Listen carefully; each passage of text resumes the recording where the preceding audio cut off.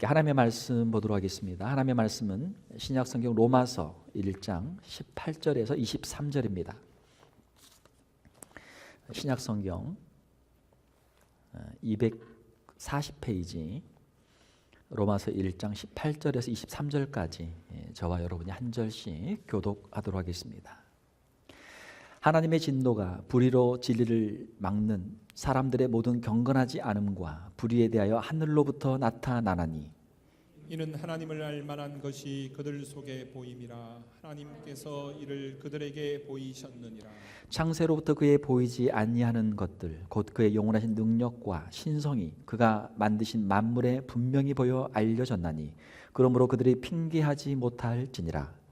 하나님을 알되 하나님을 영화롭게도 아니하며 감사하지도 아니하고 오히려 그 생각이 허망하여지며 미련한 마음이 어두워졌나니 스스로 지혜 있다 하나 어리석게 되어 썩어지지 아니하는 하나님의 영광을 썩어질 사람과 새와 짐승과 기어다니는 동물 모양의 우상으로 바꾸었느니라. 아멘.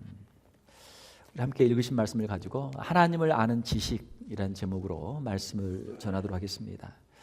가을 단풍이 참 아름답죠. 단풍이 아름다운데 또 비가 오고 바람이 부니까 금방 또 낙엽으로 떨어집니다. 참 이 아름다운 자연을 보면서 또 사시사철 계절이 바뀌는 것을 보면서 창조주 하나님의 영광과 주권과 지혜를 찬송하게 됩니다. 하나님께서는 우리에게 일반 계시를 통해서 하나님을 알만한 것들을 우리에게 주셨습니다. 일반 계시라고 하는 것은 누구나 알 수 있는 것, 누구나 알 수 있는 것, 이 자연 만물을 통해서 하나님에 대해서 우리가 생각할 수 있는 것들을 말하는 것이죠. 특별 계시는 하나님이 우리에게 주신 성경 말씀을 통해서 하나님을 우리가 알 수 있도록 하신 것을 이야기하는 것이죠. 창조를 통해서 하나님의 존재와 권능과 영광을 우리 모든 사람들에게 하나님께서는 보여주셨습니다.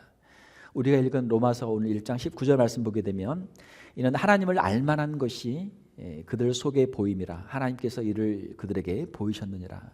우주 만물을 보면은 하나님이 계시는구나, 하나님께서 이 모든 것들을 만드셨구나 하는 것을 우리가 알 수 있도록 하셨다라고 하는 것이죠.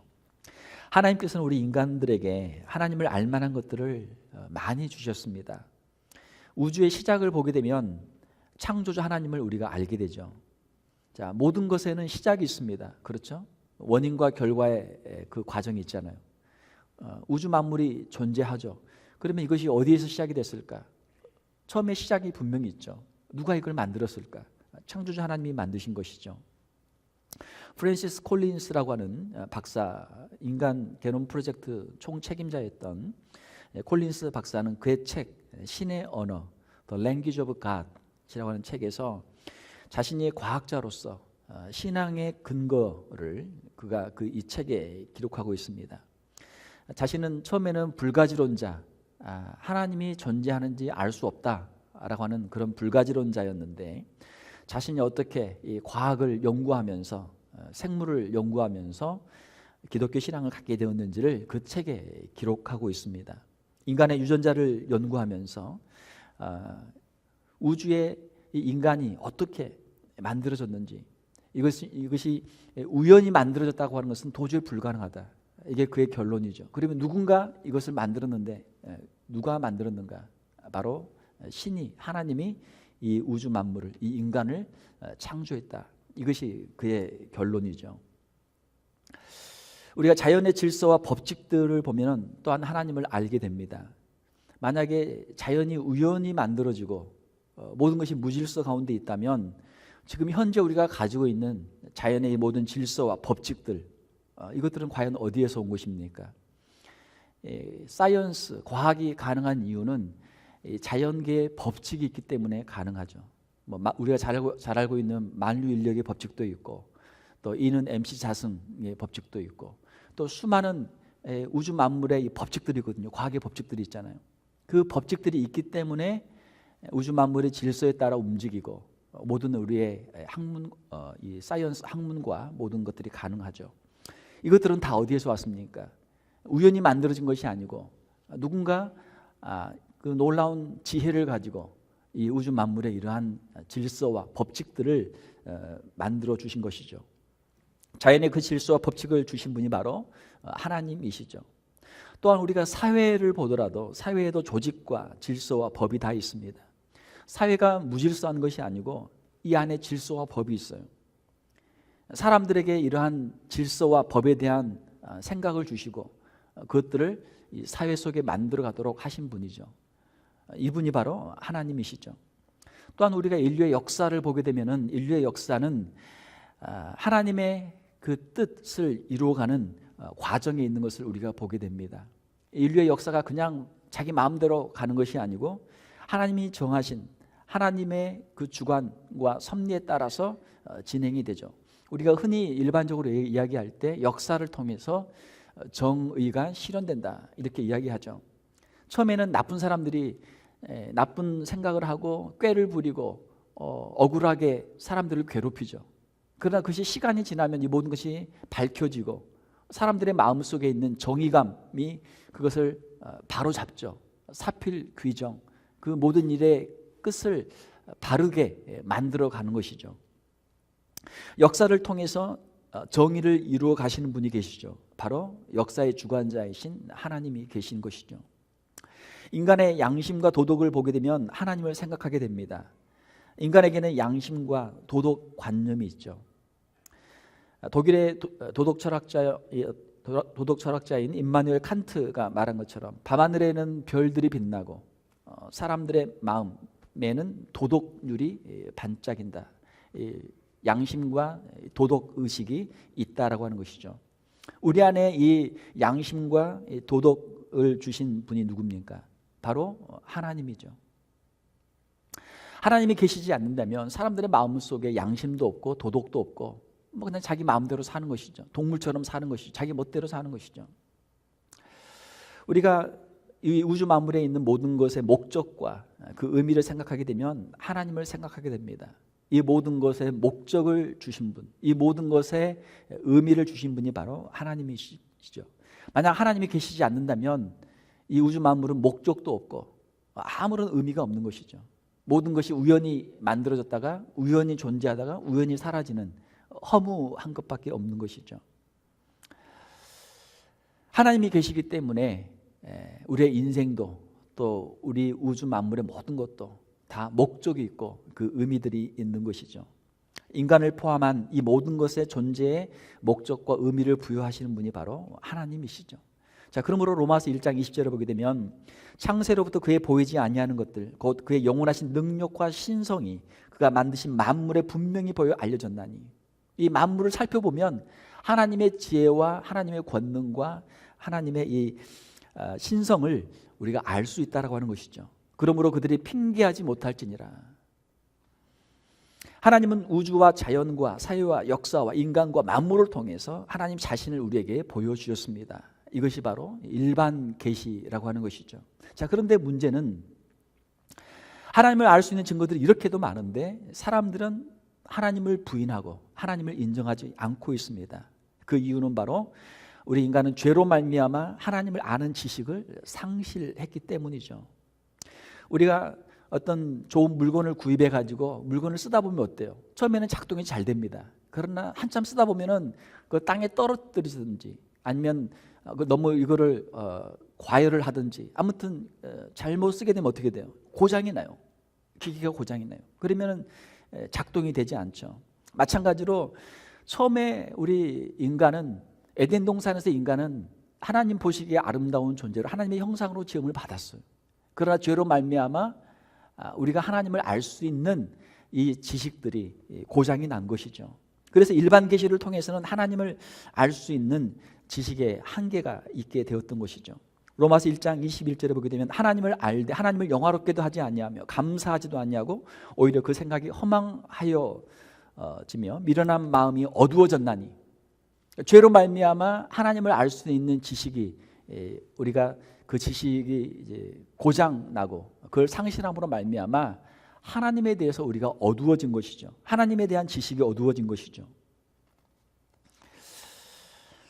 하나님이 계시지 않는다면 우리가 존재하는 이 우주에 대해서 자연에 대해서, 사회에 대해서, 역사에 대해서, 인간에 대해서, 양심에 대해서, 도덕에 대해서, 우리의 인생의 목적에 대해서 우리가 아무런 대답을 할 수 없습니다. 하나님을 우리가 인정하지 않는다면, 하나님을 믿지 않는다면 이것들을 설명할 길이 없어요. 설명할 방법이 없어요.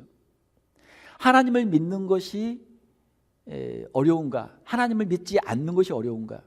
우리가 합리적인 생각을 해보면 하나님을 믿지 않는 것이 더 어렵단 말이에요. 이 우주 만물을 보면서 하나님을 믿지 않는 것이 더 어렵다. 이것이 과연 어디에서 왔는가 하는 것이죠. 자, 사람들은 죄로 말미암아 하나님을 아는 지식이 어두워졌기 때문에 하나님을 부인합니다. 어리석게도 하나님을 부인합니다. 하나님을 부인하는 인간들, 그 생각이 허망하여지며 미련한 마음이 어두워졌나니, 마음이 허망해졌어요. 하나님께서는 우리를 하나님의 형상으로 지으시고 하나님과 함께 교제할 때, 하나님을 예배할 때 우리의 인간의 가장 그 원래의 목적을 우리가 잘 이행하면서 가장 행복하게 살 수 있도록 만드셨는데, 하나님도 우리가 부인하고 하나님을 예배하지도 않고 하나님께 감사하지도 않는 그 마음이 허망해졌다, 허무해졌다라고 하는 것이죠. 하나님을 떠나면 어떻게 됩니까? 하나님을 떠나면 그 마음이 허무해져요. 그 마음이 허무해져요. 하나님을 믿지 않는 것, 이것이 불신앙이죠. 하나님을 부인한 인간은 어리석게도 우상을 숭배하게 됩니다. 로마서 1장 22절 23절에 보게 되면 스스로 지혜 있다 하나 어리석게 되어 썩어지지 아니하는 하나님의 영광을 썩어질 사람과 새와 짐승과 기어다니는 동물 모양의 우상으로 바꾸었느니라. 자, 하나님을 떠난 인류의 역사를 보면 어떻습니까? 하나님이 계시지 않으니까 그 마음이 공허하죠. 누군가에게 기도해야 되는데 누구에게 기도해야 될지 모른단 말이에요. 누군가를 섬겨야 되는데 누구를 섬겨야 될지 몰라요. 내가 어디에서 왔을까? 내가 누구일까? 아무리 질문해도 그 답이 없단 말이에요. 공허하죠. 우상을 섬기게 돼요.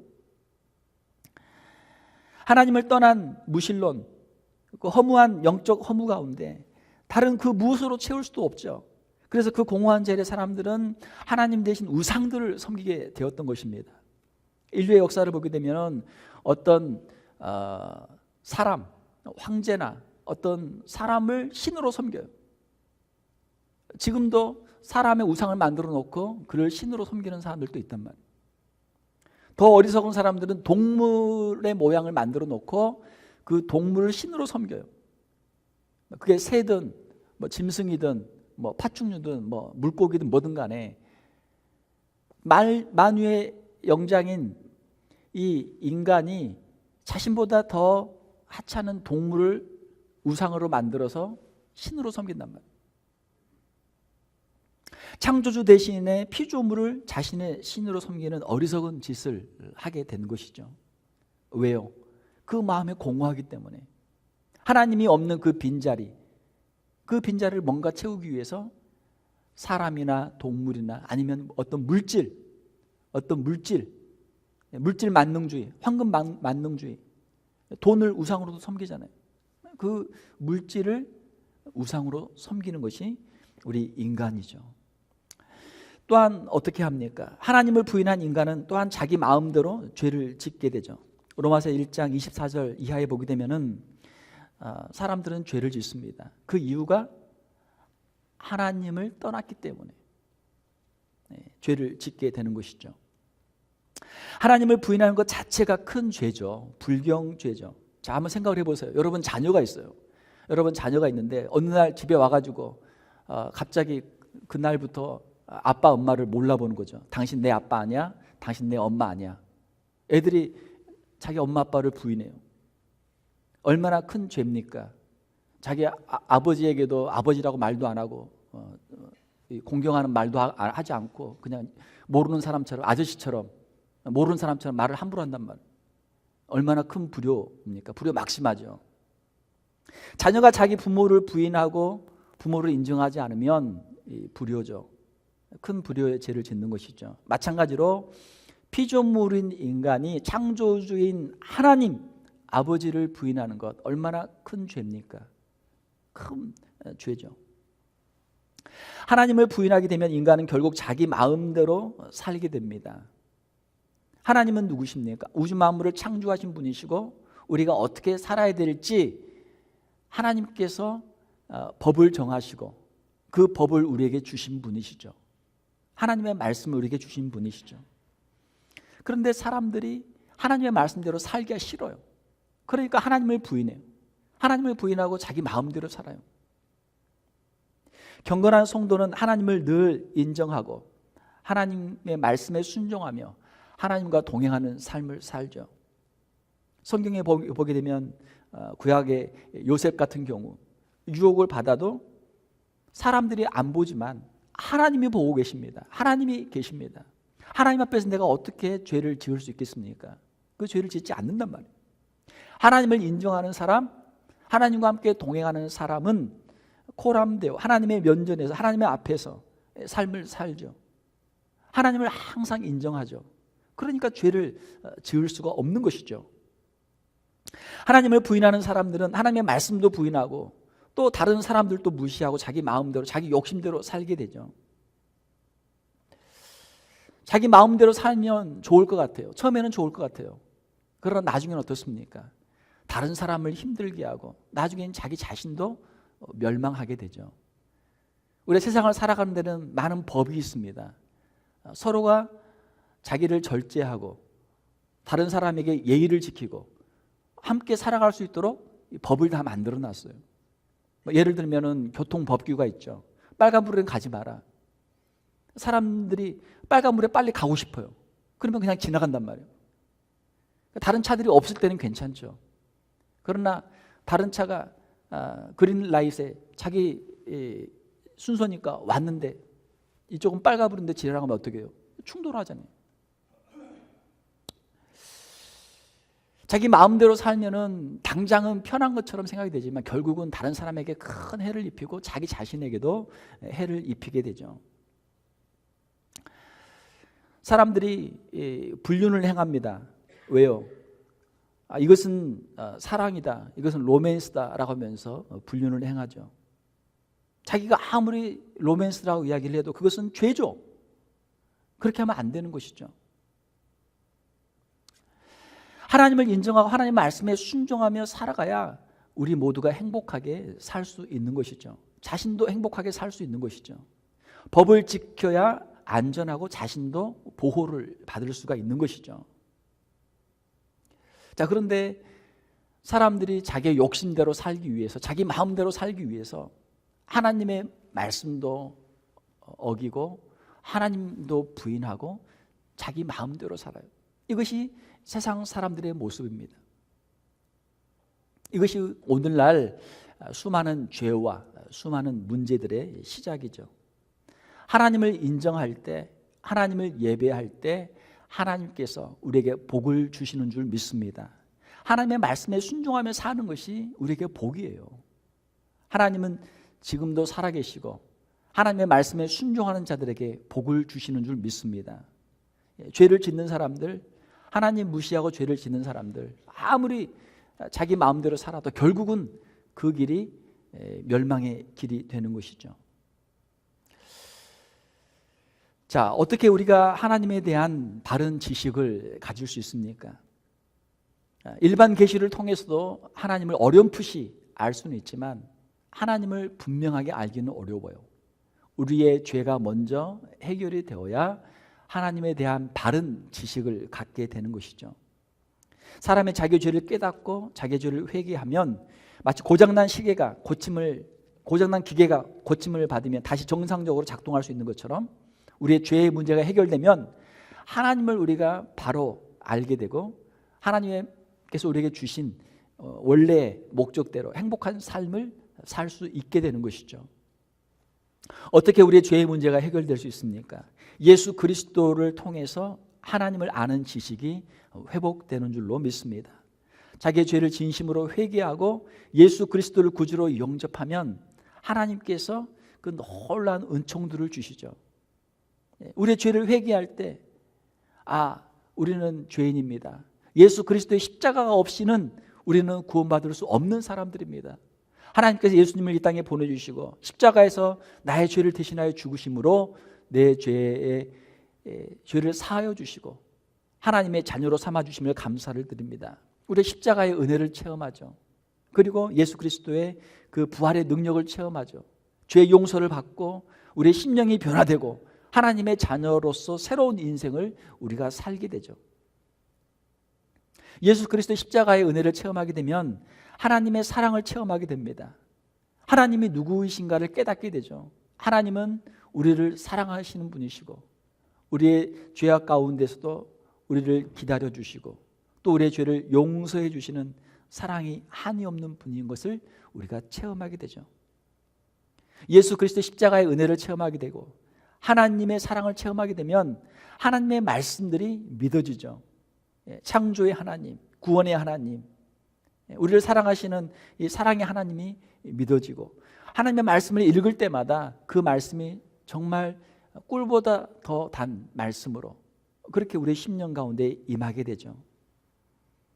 사랑하는 성도 여러분, 하나님의 말씀을 우리가 읽을 때마다 하나님의 말씀이 믿어지고 하나님의 말씀을 통해서 하나님에 대한 바른 지식들을 우리가 가질 수 있기를 주님의 이름으로 축원합니다. 자, 이렇게 하면 하나님에 대한 우리의 지식들이 새로워지죠. 하나님의 말씀을 통해서 창조주 하나님을 우리가 알게 되고 사랑의 하나님을 우리가 알게 되죠. 하나님의 말씀을 통해서 구원자 예수 그리스도를 우리가 알게 되고 그 십자가의 은혜를 체험하게 되죠. 하나님의 말씀을 통해서 성령님의 역사를 알게 되고 성령님의 인도하심을 받아서 영적 전쟁에서 승리하는 삶을 살게 되죠. 하나님의 말씀을 통해서 영원한 천국, 내세에 대한 소망을 갖게 되고 이 땅에서의 모든 유혹과 핍박을 이기고 믿음의 길을 우리가 갈 수 있게 되는 것이죠. 하나님의 말씀을 통해서 하나님에 대한 지식이 더욱 새로워지죠.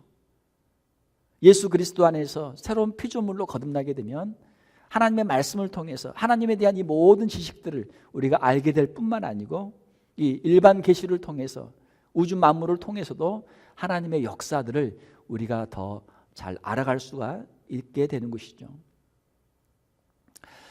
그런즉 누구든지 그리스도 안에 있으면 새로운 피조물이라 이전 것은 지나갔으니 보라 새 것이 되었도다. 고린도후서 5장 17절의 말씀이죠. 사랑하는 성도 여러분, 예수 그리스도 안에서 우리의 죄의 문제를 해결함 받고 하나님에 대한 새로운 지식, 하나님에 대한 바른 지식을 가지고 하나님을 예배하며 하나님의 말씀에 순종하는 우리 성도들이 되시기를 주님의 이름으로 축원합니다. 하나님을 안다는 것이 얼마나 큰 축복이에요. 하나님을 모른다는 것, 그 인생의 목적도 없이 그 인생을 어떻게 살아야 될지 어디로 가야 되는지도 모르고 죄악 가운데 방황하는 수많은 사람들이 있는 것이죠.